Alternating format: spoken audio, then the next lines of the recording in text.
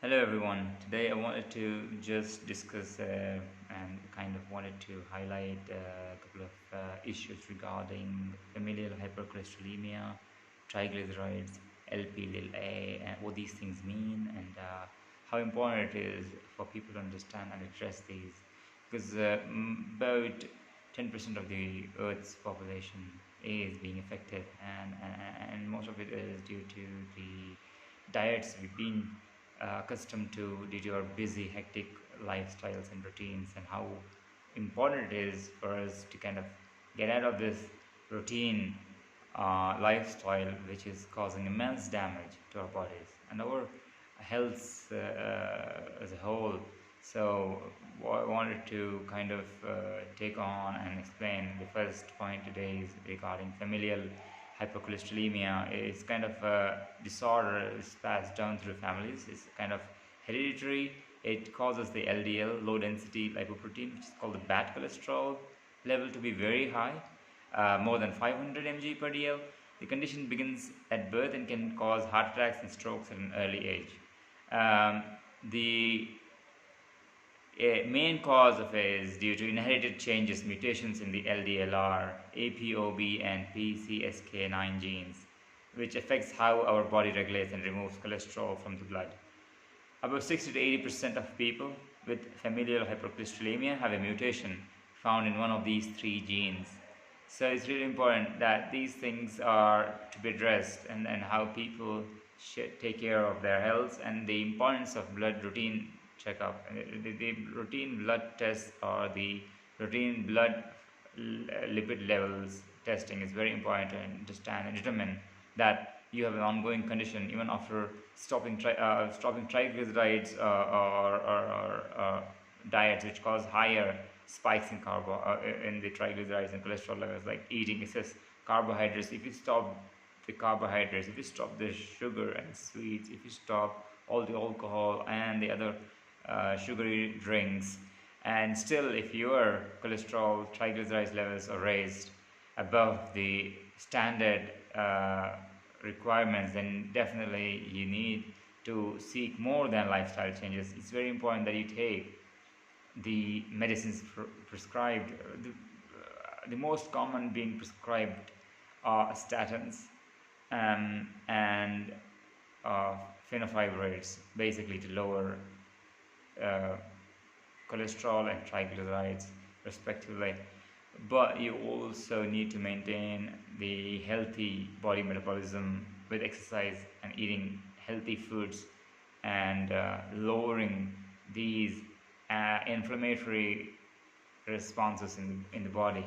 These things cause inflammation in the body. Inflammation is the worst thing that can happen inside your body, because that raises the levels of your body's chemicals and the response, which in turn can lead to strokes and heart attacks and other various ailments which people are putting band-aids on at the moment. People are going to doctors and hospitals and taking treatments and medicines and doing gastric bypass surgeries, all for reason of improving their health, forgetting that the source of these issues happening needs to be controlled, which is through your diet, finding out how your body metabolism works, getting regular periodic blood works done, getting the lipid levels constantly checked inside your body, and finding out if you have cholesterolemia or triglycerides or hypertriglyceridemia. They're two different things. You might have perfectly normal cholesterol, but your triglycerides might rise. Triglycerides are the fats which are freely running in your body, and they are mainly caused due to the diet, like carbohydrates, fats, sugars, what you eat and drink are directly related to the amount of triglycerides running in the body. For example, if you walk 20 kilometers or 15 kilometers a day, your triglycerides can be checked because they're being used as energy. But if your cholesterol is high and your triglycerides is high, then you have both hypercholesterolemia and hypertriglyceridemia.